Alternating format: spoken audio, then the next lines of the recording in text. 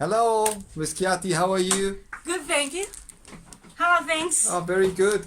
Can you help me with a very difficult question today? Yeah, go for it. Is the UK allowing work visas? Of course. Now, the work visa is very specific. It has to be based on a sponsorship from a UK company. And that UK company has a license from the Home Office. So on Google, there is something called a UK sponsor list for the highly skilled worker visa. So all the companies that have a license from the Home Office are listed there.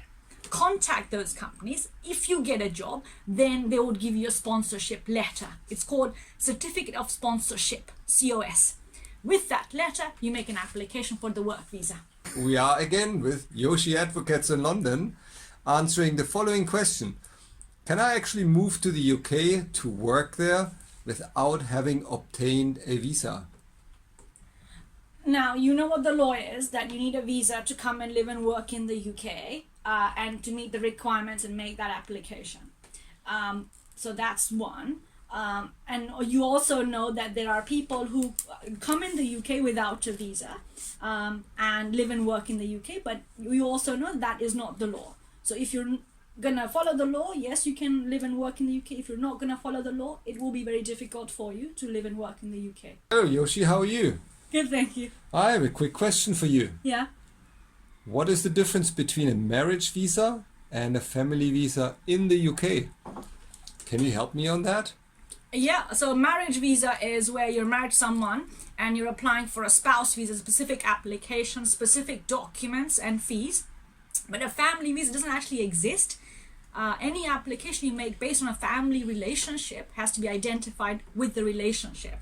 So for example, I am a parent, so it's an elderly parent, adult dependent relative visa application. If you're married, it's a spouse visa application. If you're a child, it's a child visa application. So the family visa itself doesn't actually exist. It depends on the relationship that you have with the sponsor and a specific application to that relationship. Hello Joshi, how are you? Good, thank you. I have a quick question for you. Yeah, go on. How do I appeal a Home Office decision in the UK? Right. So it depends if the decision subject to appeal is in country or out of country. So that depends if the application was submitted in the UK or the applicant is outside the UK. That's entry clearance, out of country.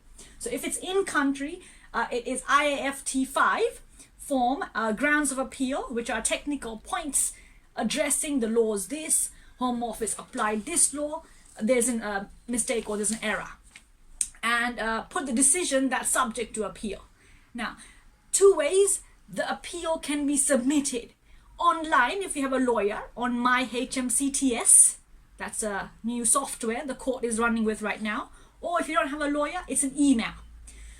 Simply, if you don't know, call the court. The number is 0300-123-1711. Can a UK citizen invite a friend? Of course, a British national can sponsor a friend on a visit visa. Yes.